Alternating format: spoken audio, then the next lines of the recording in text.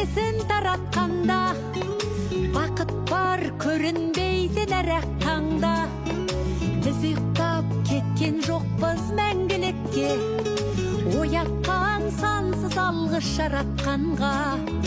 Қалдырмас өмір атты жолда жалғыз, барыңды бағалада тәубаңа түс. Жарықты сыйғып беріп сана беріп, жасаған жоқтан барғып алла қалғыз. Алғыз анаға, алғыз әкеге, алғыз жас пен кәріге.